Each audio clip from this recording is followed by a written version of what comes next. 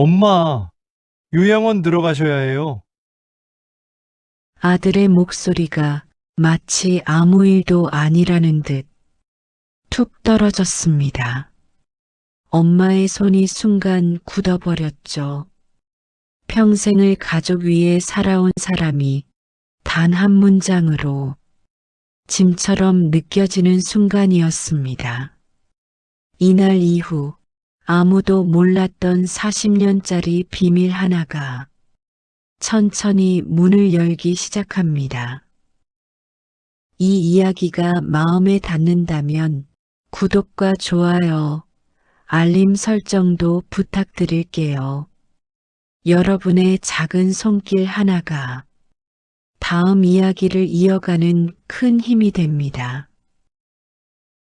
문득 그런 말이 들려왔다. 생각보다 너무도 가볍게 마치 저녁 메뉴라도 고르듯 툭 떨어지는 목소리로 엄마, 요양원 들어가셔야 해. 그 말이 방 안을 스치고 몇 초 뒤 내 가슴에 조용히 꽂혀버리는 느낌이 있었다.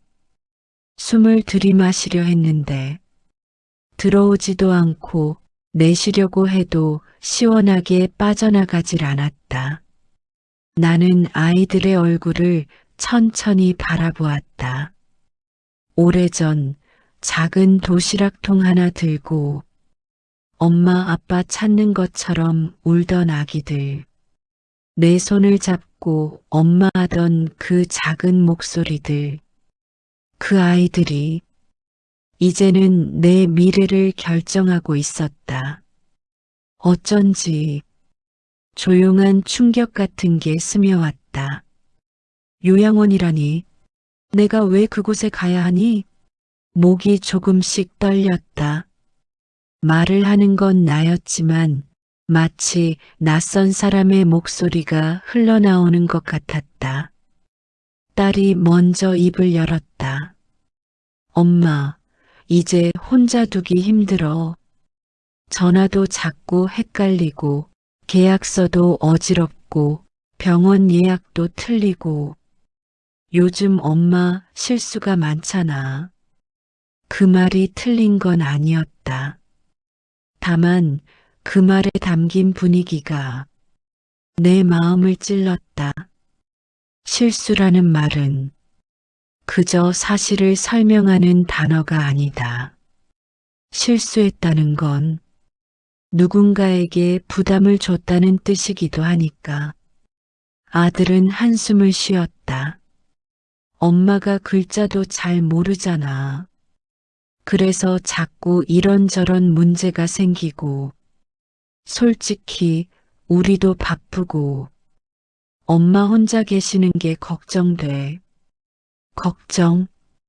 입에는 걱정이라고 담았지만, 그 속에는 부담이라는 단어가 보이는 듯 했다. 멍하니 손등을 바라보았다. 마디가 툭툭 튀어나온 내 손. 식당 주방에서 뜨거운 물에 데어 벌겋게 부어올랐던 날들. 공장에서 미싱 바늘이 손톱을 찌르던 날들. 청소 일하다가 허리에 쥐가 나 벽에 기대어 한참을 못 일어나던 겨울밤. 그 모든 날들이 아이들 앞에서는 단직을 모르는 엄마로 덧씌워져 있었다. 내가 꿀꺽하고 침을 삼키자 딸이 말했다. 엄마, 요양원 나쁜 거 아니야. 요즘은 다들 가. 다들 간다. 그 말은 위로가 아니라 떠밀어 넣기 좋게 만든 말처럼 들렸다. 나는 조심스레 물었다. 그럼 나는 어디서 살아야 하니? 딸이 나를 보지 못하고 시선을 아래로 떨궜다. 그러다 억지로 입꼬리를 올려 마치 좋은 소식을 전하는 것처럼 말했다. 엄마 방도 따로 있고 같이 지내는 사람들도 많고 좋은데야, 진짜로. 그 순간, 내 머릿속 어딘가에서 오래된 기억 하나가 문득 떠올랐다. 남편을 잃고 아들 하나, 딸 하나를 데리고 먹고 살기 위해 뛰어다니던 날들. 찬물로 세수하고 가슴을 쿵쿵 두드리며 살아야 해. 이 애들 위해서는 살아야 해. 라고 다짐하던 그 시절. 그때 아이들은 엄마 하며 내 품에 안기곤 했는데 지금은 내가 어디 살아야 할지를 아이들이 결정하고 있었다. 잠시 동안 말이 나오지 않았다. 입안에서 말들이 맴돌기만 했다. 그때 며느리가 조심스레 말했다. 어머니, 혼자 계시는 것보다 여기가 훨씬 좋아요. 우리도 마음이 놓이고 우리가라는 그 말이 아렸다. 요양원은 나를 위한 공간이 아니라 그들의 안심을 위한 공간처럼 들렸다. 나는 손가락을 가만히 주무르며 천천히 입을 열었다. 너희는 내가 짐이니? 아들은 뜨끔한 얼굴을 했다. 딸도 고개를 들지 못했다. 누구도 아니다라고 말해주지 않았다. 대답 없는 침묵이 방 안을 채웠다. 그 침묵이 주는 무게가 내 마음을 깊숙이 파고들었다. 그 침묵 끝에 아들이 작은 목소리로 말했다. 엄마가 실수 많이 하니까 우리가 좀 힘들어. 그 말 한 단어가 내 가슴에 그대로 내려앉았다. 나이를 먹는 게 죄도 아니고 글자를 모르는 게 죄도 아닌데 그 순간만큼은 내가 큰 잘못이라도 저지른 사람처럼 느껴졌다. 나는 입술을 깨물었다. 글 못 읽는다고 해서 내가 그렇게 무능해 보이니? 아들과 딸은 서로의 얼굴을 바라보며 대답하지 못했다. 문득 가슴 어딘가에서 오래 잠들어 있던 그날의 기억이 천천히 고개를 들었다. 그래, 나는 그를 잘 모른다. 하지만 그게 전부는 아니다. 작게, 아주 작게 한 문장이 머릿속에 울렸다. 이제는 숨기지 말자. 아이들이 모르는 내 삶의 또 다른 얼굴. 40년 동안 열지 않았던 그 파란 가방. 문득 그 가방이 옷장 속 어둠 속에서 나를 슬며시 부르는 것 같았다. 이제 꺼내야 하는 걸까? 그날 밤 불 꺼진 방 안에서 나는 한참 동안 그 가방을 떠올리며 앉아 있었다. 밤이 깊어지면 더 이상 숨길 곳이 없어지는 것처럼 생각이 자꾸만 나를 따라왔다. 내가 정말 아이들이 말한 것처럼 실수만 하는 사람일까? 혼자 두기 위험한 사람일까? 천천히 손바닥을 쓸어보았다. 굳은 살이 잡히고 튀어나온 마디들이 손끝에 닿는 감촉이 묘하게 뜨거웠다. 이 손으로 얼마나 많은 걸 버티며 살아왔는지 나만은 알고 있었다. 그 말 아이들에게 처음 들은 게 아니다. 세상의 많은 곳에서 그 문장을 들어왔다. 마트 계산대에서 가격표를 읽느라 눈을 가늘게 뜨면 뒤에 서 있던 어떤 사람이 아이고 글도 모르시나 봐 하고 흘리듯 말한 적도 있고 은행 창구에서 서류에 동그라미 표시된 부분을 찾지 못해 헤매면 직원이 어르신은 가족분 없으세요? 하며 서류를 가져가기도 했다. 그럴 때마다 나도 모르게 등짝이 움츠러들었다. 괜히 본전도 없는 죄를 지은 사람처럼 말 한마디 꺼내는 것도 조심스러웠다. 딸은 종종 말했다. 엄마, 글 좀 배워봐. 요즘은 다들 배워. 입버릇처럼 쉽게 던지지만 그 말 안에는 엄마는 안 되는 사람이라는 그림자가 번져 있었다.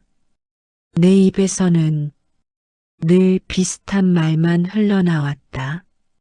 엄마가 좀 둔해가지고 그냥 나이가 드니까 진짜 이유를 말한 적은 없다. 나는 글을 못 읽는 게 아니라 기회가 없었고 시간도 없었고 그럴 여유조차 없었다. 남편이 갑자기 세상을 떠난 건 내가 40이 되던 해였다. 아직 어린 두 아이를 바라보며 나는 결심했다.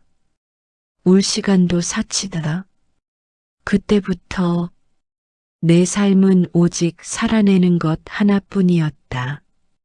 새벽 4시, 아직 밤과 아침이 뒤섞인 어둠 속에서 골목을 지나 공장으로 걸어갔다. 입김이 허옇게 흩어지고 발바닥이 시큰했지만 멈추면 안 되는 길이었다. 공장에서는 미싱 바늘이 손톱을 스칠 때마다 따끔한 통증이 번져왔고 그걸 참고 또 참고 끈적한 땀 묻은 손등으로 눈을 훔치며 일했다. 낮에는 식당으로 달려갔다. 청소기로 바닥을 밀다가 미끄러져 넘어져도 괜찮아요 하고 벌떡 일어났다. 괜찮지 않은 날이 더 많았지만 3명의 식구가 내가 버티는 만큼 살 수 있다는 걸 너무 잘 알고 있었다. 밤에는 빌딩 청소를 다녔고 피곤이 한 덩이처럼 짓눌러 오면 화장실 칸에 앉아 숨을 고르고 다시 걸레를 잡았다. 하루가 끝나면 몸은 녹초가 되어 입김조차 피곤한 냄새를 풍겼다. 그래도 아이들 얼굴만 보면 기운이 조금씩 다시 올라왔다. 엄마, 그 한마디면 살아볼 힘이 생기곤 했다. 그래서였다. 나는 그때 글 따위는 내 삶에서 제일 뒤였다. 숨이 턱까지 차오른 날들이었고 먹고 사는 게 전쟁이던 날들이었다. 그리고 지금 그 전쟁을 버텨낸 결과가 엄마는 글도 모르잖아요. 라는 말이라니 씁쓸함이 가슴 안쪽에서 긴 그림자처럼 번졌다. 요즘 젊은 사람들은 글을 모른다는 걸 노력하지 않은 결과로 본다. 하지만 내 삶은 그렇게 단순한 게 아니었다. 나는 글을 몰라도 두 아이를 학교에 보냈고 가게 월세도 제때 냈고 남들보다 빠르게 일했고 어떤 날은 3개의 일을 동시에 챙기기도 했다. 어떤 동네 아주머니가 그러더라. 언니는 글 몰라도 그 많은 빚을 어찌 다 갚았어? 그 말 속에 정답이 있었다. 나는 글 대신 생활을 읽었다. 사람을 읽었고 위기를 읽었다. 그 힘으로 지금까지 살아온 건데 아이들에게 그건 보이지 않는 모양이었다. 그날 밤 불 꺼진 집 안에서 침묵이 너무 커져버려 가만히 자리에 앉아있기가 힘들었다. 아이들이 나를 이렇게 보는 이유는 혹시 내가 너무 내 삶을 숨기고 산 탓일까? 그런 생각이 들었다. 나는 내 세월을 한 번도 아이들에게 제대로 말해준 적이 없었다. 힘든 내색도 하지 않고 돈이 없을 때도 괜찮아, 엄마가 해결할게 하면서 웃어넘겼다. 그래서 아이들은 내가 약한 줄 알았다. 글자 하나 못 읽는 위험한 사람이라고 생각했다. 하지만 그건 사실이 아니었다. 내가 약해서 말하지 않은 게 아니라 강해서 말하지 않았던 것에 가까웠다. 그리고 그 강함 속에는 누구도 알지 못한 또 다른 진실이 숨어 있었다. 그 진실은 40년 동안 한 번도 빛을 보지 못한 채 파란 가방 속에서 묵직하게 숨쉬고 있었다. 옷장문 너머로 그 가방이 나를 천천히 끌어당기는 듯한 느낌이 들었다. 이젠 꺼낼 때가 된 걸까? 가방을 열면 모든 게 달라질지도 모른다. 아이들의 태도도 내 인생의 위치도 그리고 내가 어디에서 살아야 하는지도 손끝에 힘이 들어갔다. 옷장 문 앞에서 한참 동안 서성였다. 문을 열까? 닫을까? 숨길까? 말할까? 그 고민이 내 마음 위에 조용히 내려앉았다. 눈을 감으니 가방의 지퍼 소리가 귀 안쪽까지 울리는 듯했다. 그래, 이제는 나도 말해야 할 때가 됐네. 그날 밤 나는 처음으로 40년 동안 숨겨온 그 진실을 꺼낼 결심을 했다. 옷장 앞에 서 있으니 이상하게 손끝이 더 차가워졌다. 내가 그 위에 얹어둔 세월이 갑자기 무게를 갖고 내려앉는 느낌이었다. 손을 넣어 가장 안쪽에 있는 파란 가방의 끄트머리를 잡았는데 가방 천이 손가락에 닿는 순간 시선이 저절로 흔들렸다. 이 가방은 내가 아직 젊었던 시절 남편이 마지막으로 건네주던 바로 그 가방이었다. 이건 당신 이름으로 해. 나중에 필요할 때 꺼내요. 그때 남편의 얼굴이 기억 한켠에서 느리게 피어올랐다.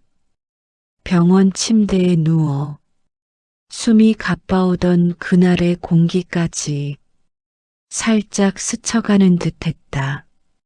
나는 조심스럽게 가방을 꺼냈다. 천천히, 아주 천천히 바닥에 내려놓았다. 지퍼를 만지자 금속이 손끝에 닿는 감촉이 쓸쓸하게 차가웠다. 숨을 한번 길게 들이마시고 조심히 지퍼를 내려보았다. 지잉, 낡은 지퍼가 움직이며 내는 소리가 밤의 정적을 조용히 흔들었다. 가방을 열자 구겨지지 않은 채 고스란히 보관된 서류들이 조용히 자리하고 있었다.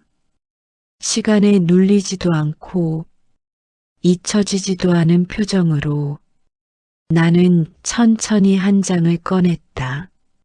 손가락이 미세하게 떨리는 게 느껴졌다. 등기부 등본. 내 이름이 또렷하게 박혀 있었다. 글자를 정확히 읽을 수 없는데도 내 이름만큼은 선명하게 눈에 들어왔다. 갑자기 심장이 한번 크게 뛰었다. 뭔가 오래 묻어둔 돌덩이를 맨손으로 들어올리는 것 같은 느낌. 나는 조심스럽게 두 번째 서류를 펼쳐보았다. 오래된 땅 계약서였고 여기에도 내 이름이 적혀 있었다. 남편이 떠나기 직전 조용히 정리했던 그 땅이었다.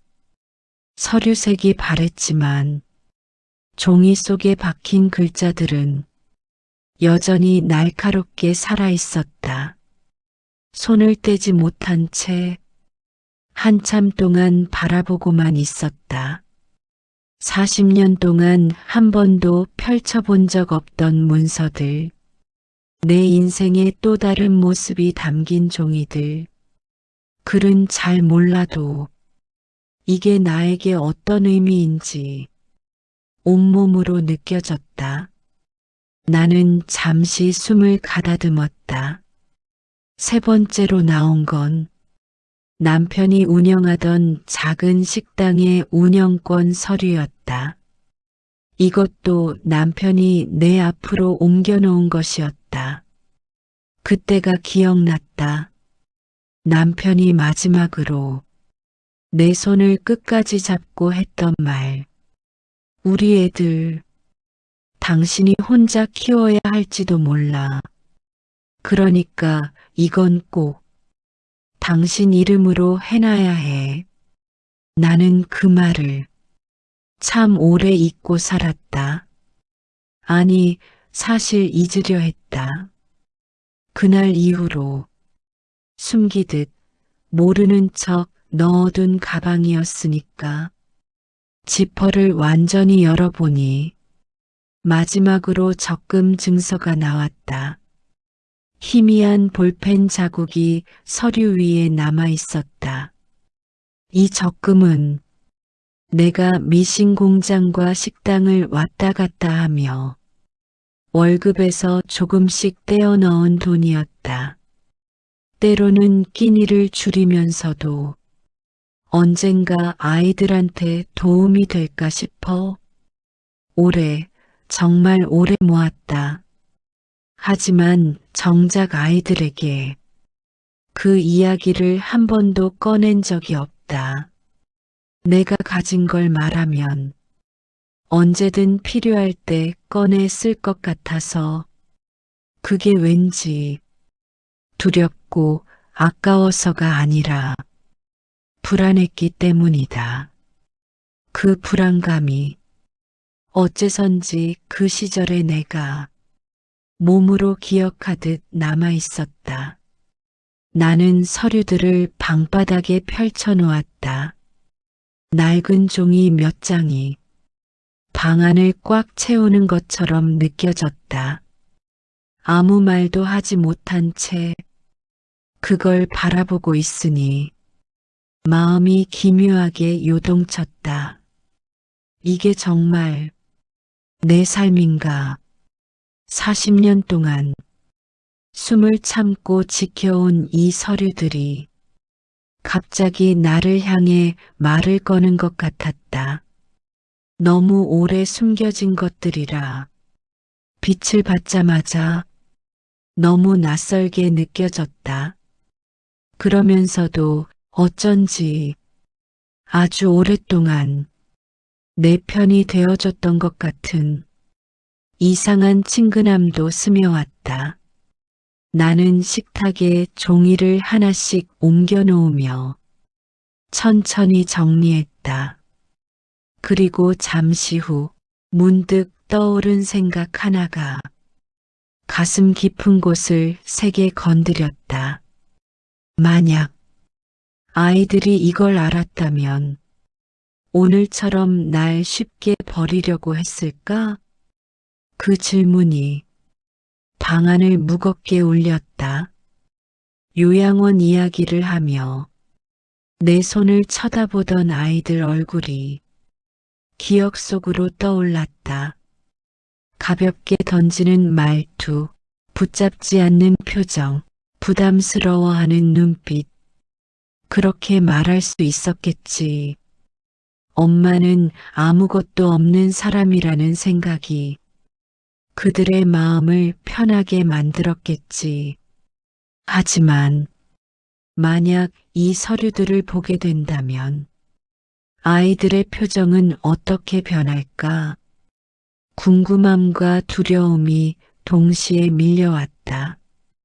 그 순간 가슴 깊은 곳에서 또 다른 소리가 들렸다. 이번엔 끄끈한 작은 소리도 아니고 부서지듯 무너지는 소리도 아닌 조용히 결심을 깨우는 소리. 숨기기만 하면 변하는 건 아무것도 없다. 나는 그 문장을 입안에서 천천히 굴려보고 다시 한번 서류들을 바라보았다. 오늘을 기점으로 내 인생은 아주 천천히 달라질 준비를 하고 있었다. 파란 가방을 열고 서류들을 하나하나 식탁 위에 올려놓고 나니 집안이 조용해졌다. 늦은 밤이라 그런 것도 있었지만 괜히 내 마음이 더 조용해진 것 같았다. 그동안 무겁게 눌러두었던 것들이 살짝 바람을 쐬는 기분이 들었다고 해야 할까?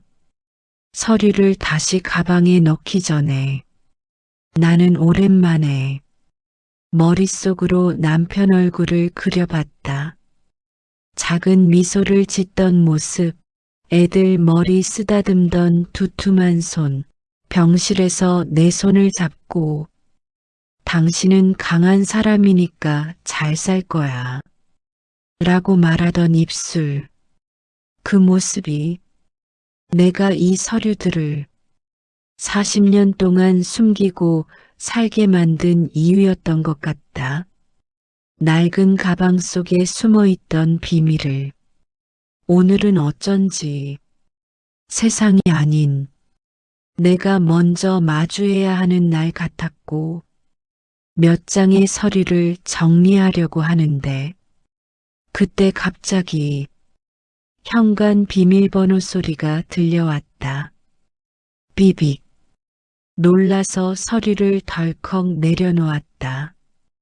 한밤중에 누가 오나 싶어 가슴이 쿵 하고 내려앉았다.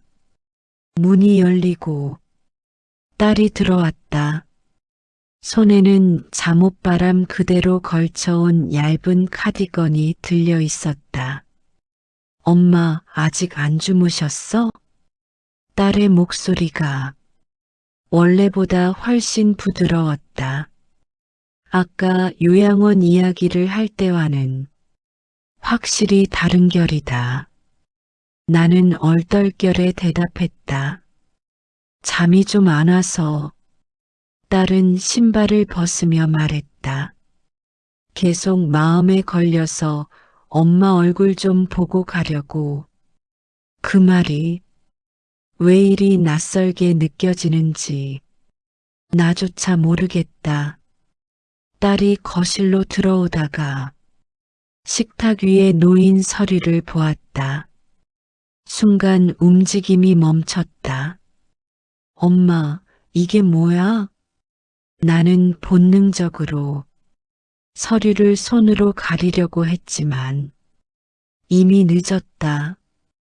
딸의 눈이 등기부 등본에 박혀 있었다. 거기 적힌 내 이름, 그리고 주소, 땅 정보가 그대로 드러나 있었다. 딸이 떨리는 손으로 서류를 집어들었다. 그 작은 종이를 받아든 순간 딸의 얼굴빛이 바뀌었다. 엄마, 엄마 이름이잖아. 이거 엄마 거야? 나는 잠시 말끝을 매만지듯 조용히 서 있다가 작게 고개를 끄덕였다. 딸의 눈동자가 커졌다. 서류를 한 장, 또 한 장 넘기는 손끝이 놀람과 혼란으로 달뜬 것처럼 미세하게 떨렸다. 엄마, 이게 지금 뭘 말하는 거야? 이건 땅이고, 이건 운영권이고, 이건 적금이고, 딸의 목소리가 점점 더 위로 떠올랐다. 그동안 들을 수 없던 활기가 갑자기 그 말 속에 들어 있었다. 나는 애써 침착하게 말했다. 그냥 오래전에 있던 것들이다. 딸은 그 자리에서 숨을 한 번 크게 들이쉬었다. 오빠한테 전화해야겠다. 딸이 황급히 휴대폰을 꺼내 전화를 걸었다. 전화기 너머로 딸의 떨리는 목소리가 들렸다. 오빠 지금 엄마 집이야. 근데 엄마가 어쩌면 엄청난 걸. 한 문장도 제대로 이어지지 않았지만 그것만으로도 충분히 긴장감이 전해졌다. 딸은 내게 다가와 말했다. 엄마, 이거 왜 지금 말해? 이런 건 우리도 알아야 하는 거 아니야? 나는 천천히 의자에 앉으며 대답했다. 필요 없을 것 같아서. 딸 표정이 그 말 한마디에 굳어버렸다. 이해하지 못하겠다는 표정이었다. 그때 현관 비밀번호가 다시 울렸다. 아들과 사위가 함께 들어왔다. 아들의 얼굴은 딸보다 훨씬 더 빠른 속도로 굳어졌다. 서류 한 장을 들어 올린 순간 그의 표정은 마치 오랜만에 번개가 떨어진 것처럼 완전히 멈춰버렸다. 엄마, 이게 진짜야? 나는 그 눈빛에서 희미한 떨림을 보았다. 방금 전까지 요양원 이야기를 하던 사람이 맞나 싶을 만큼 표정이 달라져 있었다. 아들은 서류를 들고 한참 동안 말없이 서 있었다. 뇌가 아직 상황을 정리하지 못한 얼굴이었다. 잠시 후 아들이 조심스레 입을 열었다. 엄마, 이거 지금 시세로 하면. 아들은 종이를 다시 확인하고 숫자를 3번이나 다시 세고 마치 믿기지 않는 듯 입안에서 작게 중얼거렸다. 어마어마하네. 그 말이 방안을 울렸다. 멈춰있던 딸의 호흡도 그제야 크게 흔들렸다.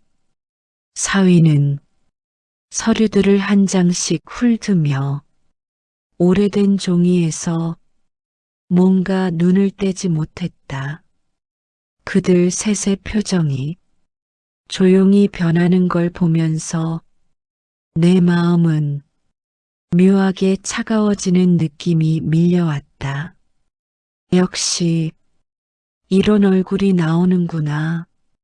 아직 그 어떤 말도 하지 않았는데 아이들의 눈빛은 이미 다른 계산을 하고 있었다. 나를 바라보는 시선이 아까와는 완전히 달라져 있었다. 조금 전까지만 해도 나는 실수만 하는 사람이었고 요양원 가야 할 사람이었는데 이제는 무언가를 가진 사람이 되었다. 지금 이 순간 아이들의 속마음까지 읽힐 것만 같았다. 가슴 한복판에서 지나치게 선명한 말이 하나 떠올랐다. 사람 마음은 가진 걸 기준으로 달라지기도 한다. 그 문장이 내 안에서 아주 오래 울렸다. 서류가 식탁 위에 펼쳐져 있는 동안 시간이 멈춘 것 같은 정적이 방 안을 감쌌다. 아들과 딸, 사위까지 모두 자기 앞에 놓인 종이를 바라보며 한동안 말을 잇지 못했다. 딸이 먼저 침을 삼키듯 조심스레 입을 열었다. 엄마, 이거 지금까지 혼자 갖고 있었던 거야? 내가 답을 하지 않자 딸의 시선이 흔들렸다. 혼란과 당황, 그리고 어딘가 모르게 가벼운 분노 같은 감정까지 뒤섞인 눈빛이었다. 아들은 종이를 내려놓고 내 얼굴을 천천히 살폈다. 아까 요양원 이야기를 하던 그 표정은 어디에도 남아있지 않았다. 엄마, 혹시 그동안 무슨 일 있었어? 나는 어쩐지 그 질문이 조금 우스웠다. 무슨 일 있었어라는 말에는 엄마가 이런 걸 가질 리 없다는 생각이 고스란히 묻어나 있었으니까 나는 조용히 말했다. 별일 없었어. 그냥 오래전부터 갖고 있던 것들이다. 사위가 서류를 다시 확인했다. 등기부 등본, 오래된 땅 계약서, 운영권, 적금 증서, 그 어느 것 하나 가벼운 종이가 아니었다. 사위의 얼굴에서 놀람보다 먼저 계산하는 눈빛이 스쳤다. 다행히 그건 그가 말로 옮기지는 않았다. 그때 딸이 갑자기 내 손등을 잡았다. 잠시 갈피를 잡지 못하는 손길이 흔들렸다. 엄마, 정말 왜 말 안 했어? 이렇게 큰 걸. 나는 시선을 아래로 내렸다. 서류 하나하나에 묻어있는 세월의 잔상을 바라보며 말했다. 말해서 뭐하니? 너희도 바쁘고 굳이 알 필요도 없을 것 같았어. 그 말에 딸의 표정이 멈췄다. 뭔가를 깨닫는 듯한 눈빛이었다. 하지만 아들의 표정은 달랐다. 마치 새로운 상황을 이해하려는 듯 눈동자가 빠르게 움직였다. 계산하고 정리하고 결론을 도출하려는 익숙한 표정이었다. 엄마, 이거 관리 제대로 해야 해. 세금도 있고 등록도 해야 하고 엄마 혼자 맡으면 너무 복잡해. 딸도 곧바로 따라붙었다. 그래, 엄마 지금 글도 잘 모르잖아. 우리랑 살자. 엄마가 이걸 잘 지키려면 옆에서 도와줄 사람이 필요해. 아까 그 말투, 그 싸늘했던 기운, 부담스러워하는 어조는 완전히 사라지고 없었다. 전에 들었던 말은 엄마가 혼자 계시면 우리도 힘들어 였는데 지금은 엄마 혼자 두면 위험해 로 바뀌어 있었다. 비슷한 말 같지만 느낌은 전혀 달랐다. 앞에는 부담, 지금은 관심처럼 들렸다. 하지만 나는 그 차이를 너무 잘 알고 있었다. 아들은 의자를 끌어당기며 말했다. 엄마, 오늘 우리 집 가자. 일단 며칠 같이 지내면서 서류도 정리하고 딸도 발 빠르게 이어서 말했다. 아니야, 오빠. 엄마는 일단 우리 집에서 지내는 게 편할걸. 병원도 가깝고 음식도 내가 챙겨줄게. 그 말에 사위는 조용히 웃음을 지었다. 아무 말도 하지 않았지만 어떤 마음인지는 그 표정에서 충분히 읽혔다. 나는 천천히 고개를 들어 아이들 얼굴을 바라봤다. 내 인생을 둘러싸고 혼자서 내밀하게 쌓아온 시간들과 아이들이 눈에 띄게 달라진 태도가 묘하게 겹쳐서 마음이 시렸다. 아, 정말 사람 마음이라는 게 이렇게도 금방 바뀔 수 있는 거구나. 속이 묘하게 차가워지는 기분이 있었다. 아까까지만 해도 나를 요양원으로 보내려고 했던 얼굴들이 지금은 마치 나를 꼭 붙잡고 싶다는 듯 표정이 부드러워져 있었으니까 나는 숨을 가볍게 들이켰다. 이 상황이 금방이라도 터질 것 같은 비누방울처럼 몽글몽글하고 불안하게 느껴졌다. 아들이 말을 이었다. 엄마, 이제 뭐든 혼자 하지 마. 우리가 다 같이 해줄 테니까. 딸도 힘주어 말했다. 엄마는 이제 편하게 살기만 하면 돼. 그 말들이 입에서 나오는 순간마다 내 마음 어디엔가 살짝씩 긁히는 느낌이 있었다. 말은 다 좋았다. 하지만 너무 갑작스럽게, 너무 빠르게 부드러워진 말투는 오히려 마음을 불편하게 만들었다. 근데 이상한 건 속에서 올라오는 그 불편함 옆으로 아주 작은 미소도 살짝 피어올라 있었다. 내가 가진 건 종이 몇 장일 뿐인데 그 종이들 앞에서 이렇게 서둘러 태도가 바뀌는 아이들 모습이 조금은 서글프면서도 익숙한 인간의 모습 같기도 했다. 나는 조용히 말했다. 그래, 알았다. 일단 생각 좀 해보자.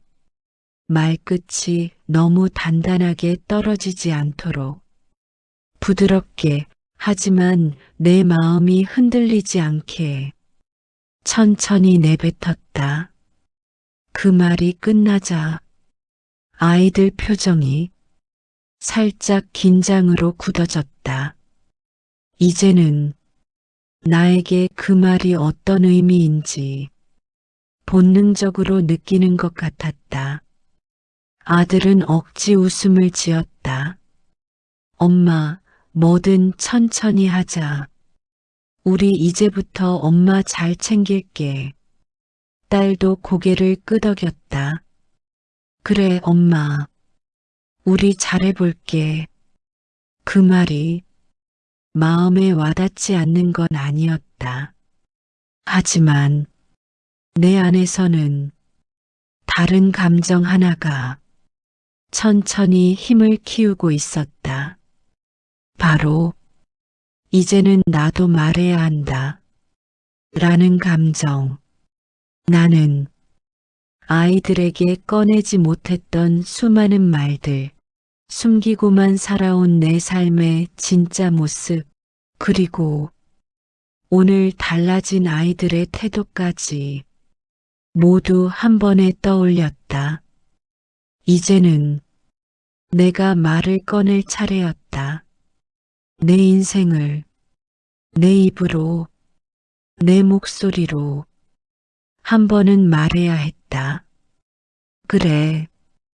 이젠 내 얘기를 할 때가 왔구나.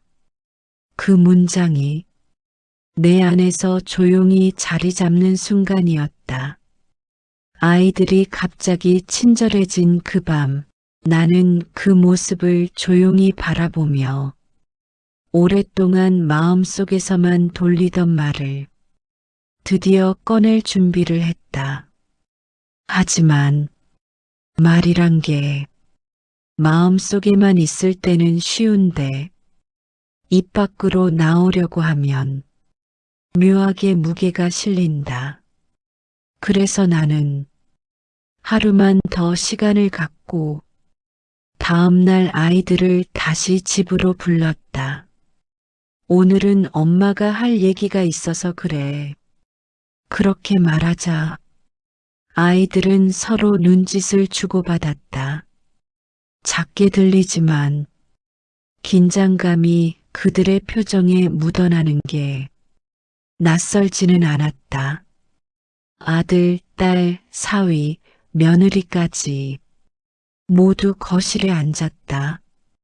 어제와 다르게 옷도 깔끔하게 입었고 표정도 한결각이 잡혀 있었다. 딸이 먼저 물었다. 엄마 어제 서류 보고 저희가 좀 당황하긴 했는데 그래도 엄마만 좋으면 돼. 우린 그냥 도와주고 싶은 거야. 그 말투가 어쩐지 너무 준비된 듯해서 순간 고개를 들고 딸 얼굴을 살펴봤다. 웃음 뒤에 가려진 의도가 알아채지 못할 만큼 단순하지 않았다. 아들은 서류철을 정리해 책상 위에 올려두고 말했다. 엄마가 가진 재산이 적은 것도 아니고 괜히 잘못 관리하면 위험해. 엄마 나이도 있고 앞으로 우리가 함께 관리해 드려야 해. 아까까지 요양원 얘기를 하던 사람이 맞나 싶었다. 순간 속이 서늘하게 식어 내려갔다. 내가 가만히 있으니 며느리도 조심스럽게 말을 보탰다. 어머니 정말로요. 저희가 가까이서 챙기면 어머니가 훨씬 편해요. 편하다. 그 말이 참 편하지 않았다. 나는 아이들이 앉아 있는 모습을 한 사람씩 천천히 바라봤다. 입술이 저절로 매만져지는 느낌이 들었고 손끝이 아주 조금 떨렸다. 하지만 오늘만은 마음속에서만 삼키던 말을 그대로 입 밖으로 꺼내고 싶었다. 나는 식탁 위에 서류를 다시 올려놓았다. 아이들의 시선이 순식간에 서류 위로 쏠렸다. 종이 한 장이 이토록 사람 마음을 바꾸는 걸 나는 생전 처음 보는 것 같았다. 그때 조용히 말을 시작했다. 이 서류들, 내가 가진 것들 맞다. 아이들의 얼굴이 어제보다는 조금 더 차분해졌지만 여전히 궁금증과 긴장감이 섞여 있었다. 나는 숨을 들이쉬고 한 단어 한 단어 조금씩 힘을 담아 말을 이어갔다. 그래서 너희한테 말해야 한다. 중요한 이야기. 딸이 전보다 더 가까이 몸을 기울였다. 아들은 허리를 펴고 앉았고 며느리의 눈빛도 조금 더 반짝였다. 나는 그들의 눈을 하나씩 바라보며 말했다. 이 재산 너희에게 줄 생각 없다. 순간 거실 안의 공기가 완전히 멈춰버린 것 같았다. 마치 시간이 흐르지 않는 것처럼 정적이 길게, 아주 길게 늘어졌다. 딸의 눈이 크게 열렸다. 입술이 덜덜 떨려 말이 쉽게 나오지 않는 듯 했다. 엄마, 방금 뭐라고? 아들은 표정을 지우지 못한 채 굳어 있었다. 얼굴 근육이 잠시 멈춘 것처럼 아무런 움직임도 없었다. 사위는 당황한 듯 자리를 살짝 옮기고 며느리는 두 손을 포개며 시선을 아래로 떨구었다. 나는 그 모든 반응을 바라보면서 속에서 어떤 기묘한 감정이 올라오는 걸 느꼈다. 슬픔과 시원함이 묘하게 섞인 감정이었다. 엄마, 왜 그런 말을 해? 딸이 목소리를 조금 높였다. 놀라움과 억울함이 뒤섞인 듯한 얼굴이었다. 나는 딸의 눈을 바라보며 조용히 말했다. 너희가 어제 했던 말 다 들었어. 엄마가 실수 많다. 엄마 혼자 두면 힘들다. 요양원 가야 한다. 그러면서 이 서류를 본 순간 너희 얼굴이 바뀌었지. 딸의 숨이 턱 막힌 듯 말이 끊겼다. 아들은 손등으로 입을 가리며 말했다. 엄마 그건 오해야. 우린 그냥 엄마가 걱정돼서. 나는 고개를 천천히 저었다. 걱정해서가 아니었어. 힘들어서였지. 말을 끝내자. 아들은 눈을 크게 뜨고 잠시 나를 바라봤다.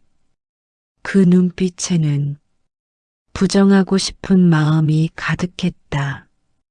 하지만 나는 그 눈빛 너머에 있는 그들의 속마음을 이미 오래전부터 알고 있었다.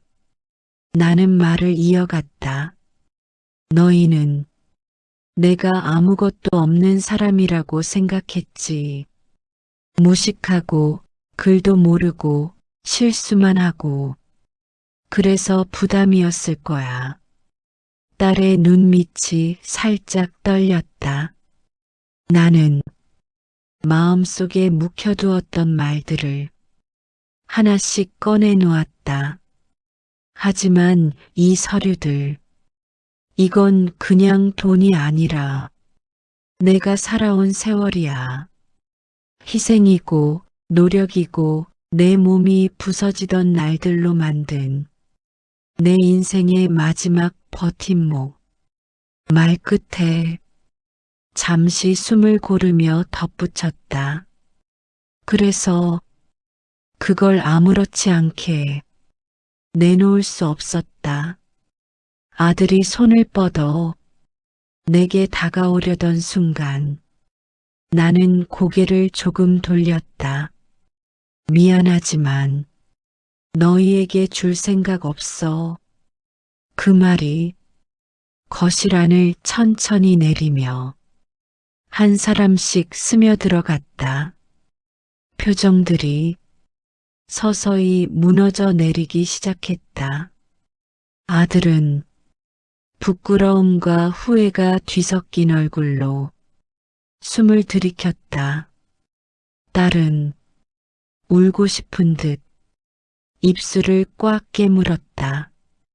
그 모습이 너무 낯설어서 숨이 한번 크게 막혀왔지만 나는 마지막까지 말해야 했던 문장을 조용히 꺼냈다.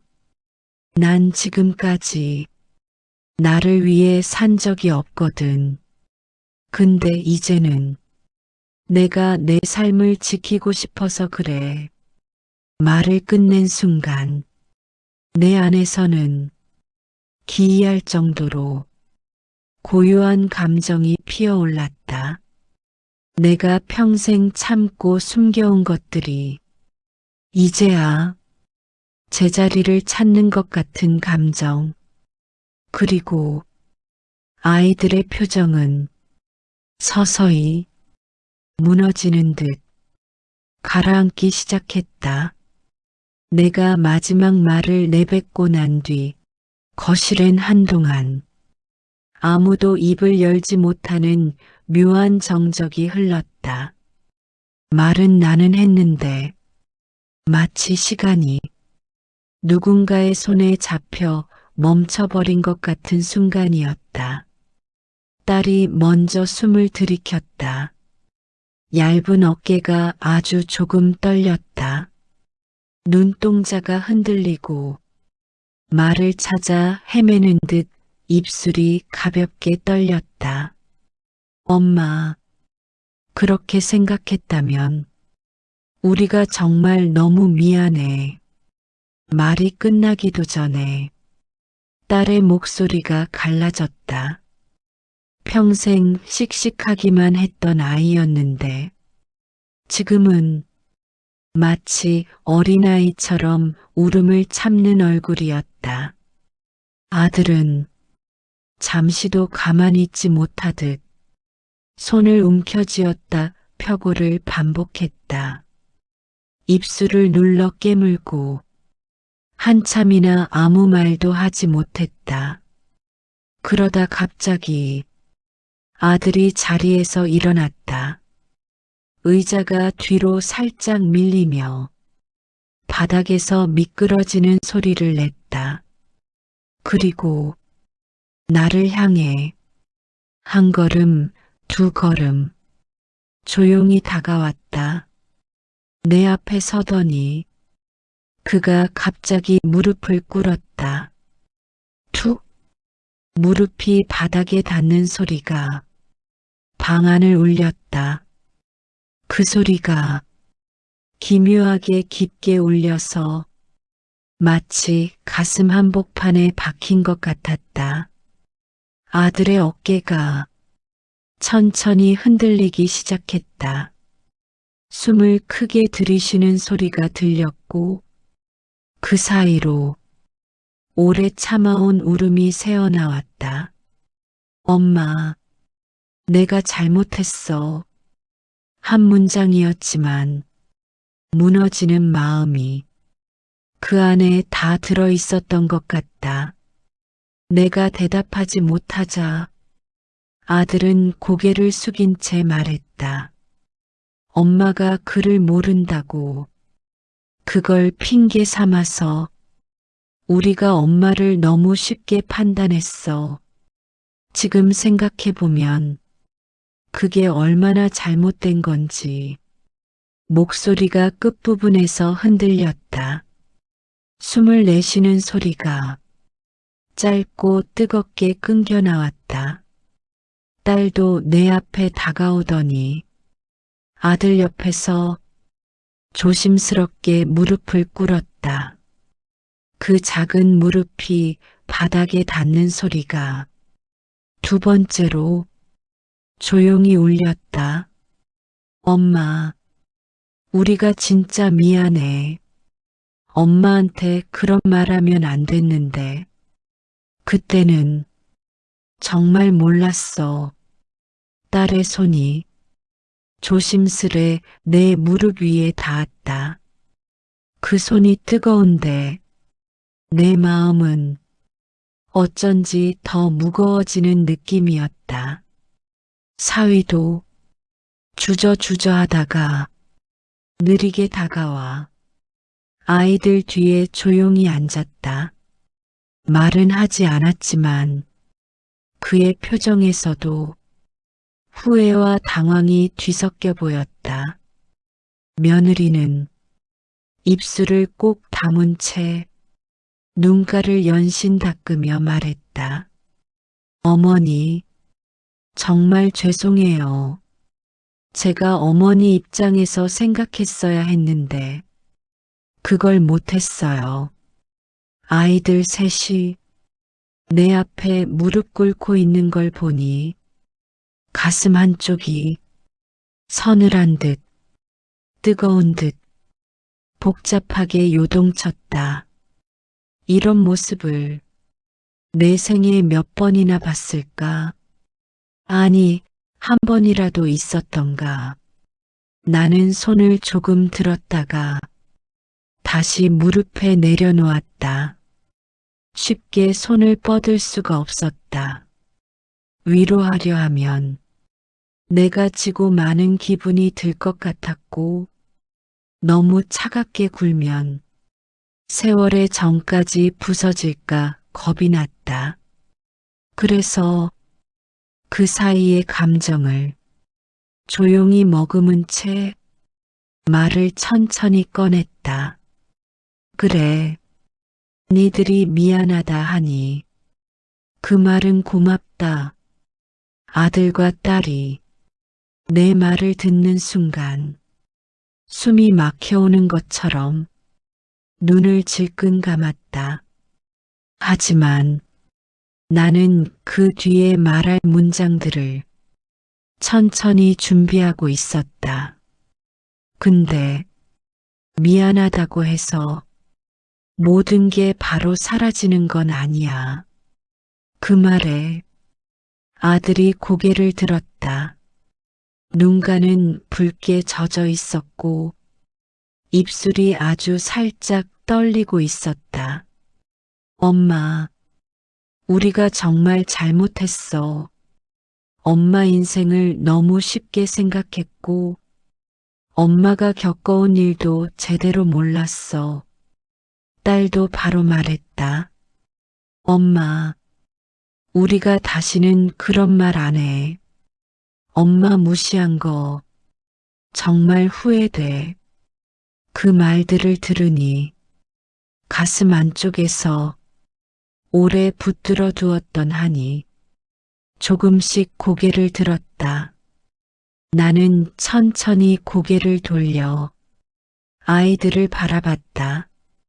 너희가 힘들었다는 거 나도 안다. 내가 항상 의지처가 되어주지 못해서 나도 미안한 마음이 있었어.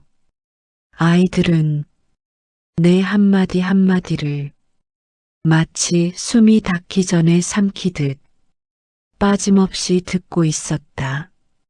나는 잠시 말의 흐름을 멈추고 작게 숨을 고르며 말했다. 근데 너희가 나를 보는 그 눈빛이 언제부터인지 어쩐지 사람 보는 눈빛이 아니게 느껴졌어. 짐을 보는 것 같았고 부담을 보는 것 같았어. 딸의 눈물은 막힘없이 볼을 타고 흘러내렸다. 아들은 숨을 들이마셨다. 그리고 목소리가 떨린 채 말했다. 엄마, 정말 잘못했어. 엄마 생각보다 우리가 너무 어렸어. 나는 아들의 그 말이 마음에 와닿는 동시에 씁쓸함도 남는 걸 느꼈다. 이제 와서 알았구나. 그런 마음이었다. 하지만 나는 그걸 굳이 말로 꺼내지 않았다. 아이들이 스스로 깨닫는 모습이 이미 충분히 큰 변화였으니까. 그 순간 아들은 울음 섞인 숨을 토하며 말했다. 엄마, 제발 우릴 용서해줘. 딸도 떨리는 목소리로 말했다. 엄마, 우리 다시 잘할게. 엄마한테 진심으로 잘할게.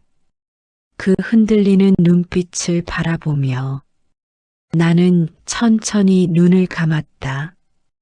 그리고 내 가슴 속에서 긴 시간 웅크리고 있던 감정들이 조용히 풀어지는 느낌이 있었다. 아이들이 잘못했다는 걸 스스로 인정하는 모습, 그건 가진 재산 때문이 아니라 내 이야기를 들은 뒤 비로소 엄마라는 사람을 본 결과라고 나는 느낄 수 있었다. 그러자 가슴 깊은 곳에서 천천히 내려앉는 감정이 있었다. 그래, 니들이 진심으로 미안하다 하니 그 말은 고맙다. 아이들이 조용히 고개를 끄덕였다. 이제 남은 건 마지막 막 그리고 이 이야기의 결말이었다. 아이들이 무릎 꿇고 있는 모습을 보면서 마음속 깊은 곳에서 오래된 울음 같은 게 천천히 올라오는 느낌이 있었다. 하지만 그 울음은 터지지 않았다. 그저 살아온 시간만큼 단단해진 가슴을 조용히 두드리고 지나가는 정도였다. 아들은 여전히 고개를 숙이고 있었고 딸은 눈물을 훔치면서도 내 손등을 꼭 잡고 있었다. 사위와 며느리도 숨을 죽인 채 내 눈치를 살폈다. 나는 그 모습을 오래 바라보았다. 말없이 바라보는 것만으로도 그동안 쌓여있던 오해와 거리감이 조금은 풀리는 것 같았다. 잠시 후 나는 아이들에게 말했다. 그래, 너희 마음 충분히 들었다. 목소리가 예전보다 조금 더 낮아졌지만 그 안에는 서늘함이나 차가움보다는 세월이 주는 단단함이 담겨 있었다. 아들이 울음을 삼키며 물었다. 엄마, 우릴 용서해줘. 정말 후회하고 있어. 딸도 덧붙였다. 엄마, 우리 앞으로 정말 잘할게. 엄마한테 다신 그런 말 안 할게. 그 말들을 들으니 우리 사이에 있던 긴장이 서서히 풀리는 느낌이 들었다. 나는 한참을 가만히 있다가 아이들 무릎을 가볍게 두드렸다. 일어나자. 그 말에 아이들이 천천히 고개를 들어 내 얼굴을 바라봤다. 아들은 눈이 붉게 충혈된 채 작게 고개를 끄덕였고 딸은 말없이 울음을 삼키며 자리에서 일어났다.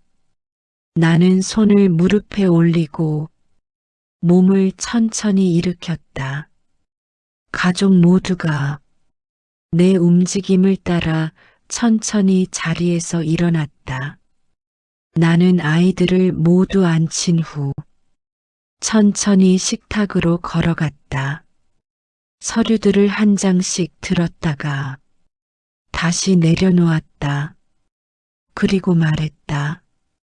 이 재산 내가 너희에게 그냥 주지 않겠다고 했던 건 돈 때문이 아니야. 아이들의 어깨가 가볍게 흔들렸다. 내가 가진 게 어떤 건지 너희가 알아주길 바랐어. 그동안 나를 너무 쉽게, 너무 단순하게 봤던 것 같아서 말을 마친 뒤 나는 가만히 아이들을 바라봤다. 아들은 고개를 떨구었고 딸은 눈가를 거듭 닦아냈다.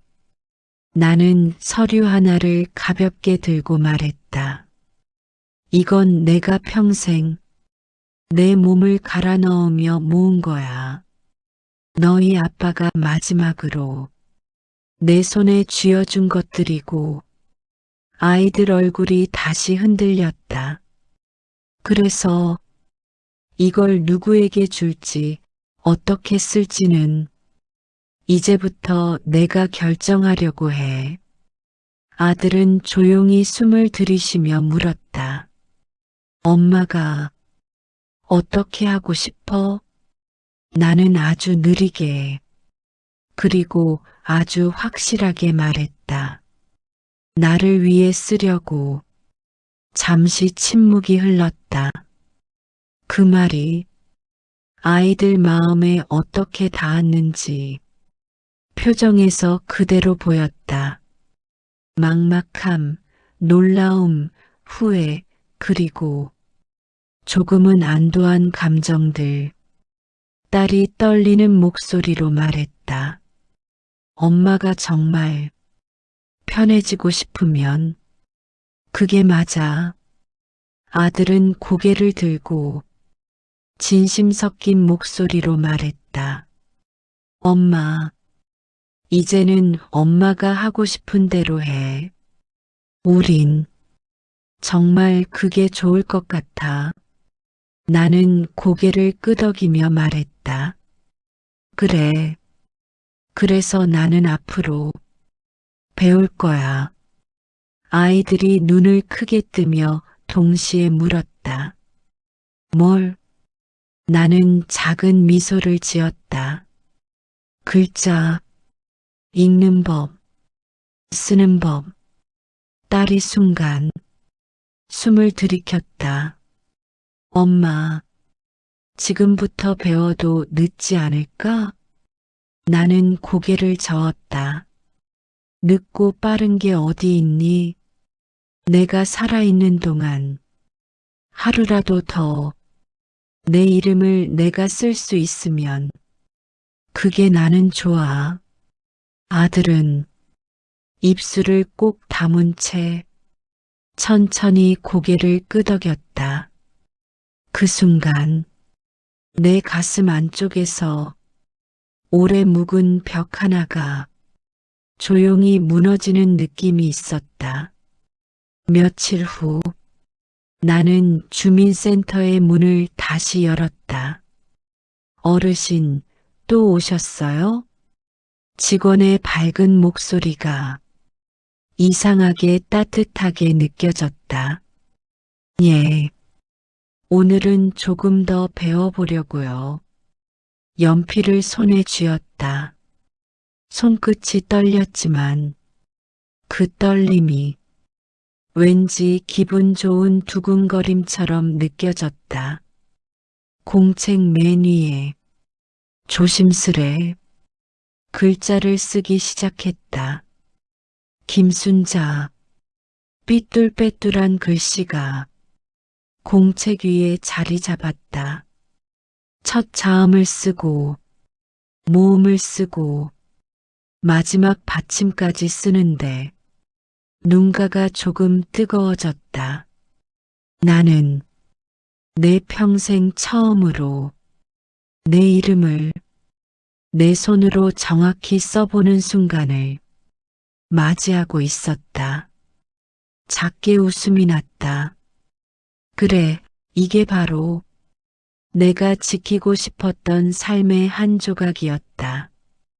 그리고 이제부터 내 인생의 페이지를 내 손으로 채워나갈 생각을 하니 묘하게 가슴이 벅차올랐다. 집으로 돌아가는 길, 햇살이 따뜻하게 쏟아져 내렸다. 바람이 살짝 불어오며 내 얼굴을 스치고 지나갔다. 집으로 가는 길도 어제와 다르게 느껴졌다. 내가 걷는 길이 조금은 더 단단해진 것 같았고 세상이 조금은 넓어진 것 같았다.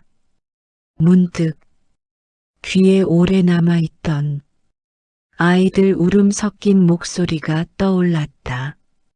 엄마, 우리가 잘못했어. 엄마, 제발 용서해줘. 그 말들이 이제는 마음을 찌르는 말이 아니라 가족이 다시 시작하는 새로운 문장이 되어 있었다. 그리고 나는 마음속으로 조용히 말했다. 그래. 이제는 나도 나의 삶을 살 때가 된 거지. 사람 마음은 참 쉽게 변하기도 하고 또 어렵게 변하기도 하죠. 오늘 이야기를 들으면서 여러분은 어떤 생각이 드셨나요? 부모님이 숨겨온 마음, 자식이 뒤늦게 깨닫는 후회, 그리고 가족이 다시 서로를 바라보게 되는 순간, 여러분이라면 이 엄마의 결정 어떻게 생각하시나요? 오늘 이야기가 조금이라도 마음에 남았다면 구독과 좋아요, 알림 설정 부탁드릴게요. 다음 이야기에서도 여러분 마음에 오래 남는 한 줄의 감정이 되어 드릴게요.